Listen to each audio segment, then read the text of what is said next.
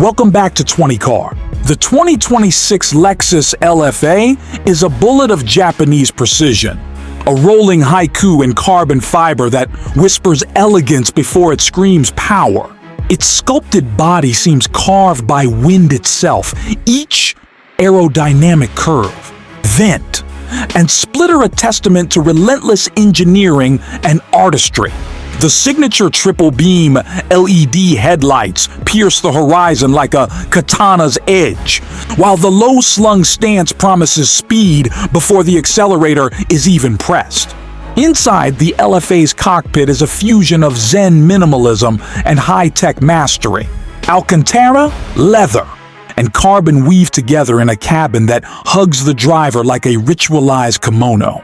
The dashboard melds tactile dials with a fully digital cluster, offering intuitive control over performance modes, navigation, and telemetry.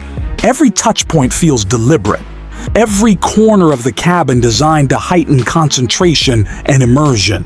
Beneath its hood lies a naturally aspirated 5.0-liter V10, producing 610 HP, a mechanical symphony that rockets the LFA from 0 to 100 km/h in just 3.5 seconds.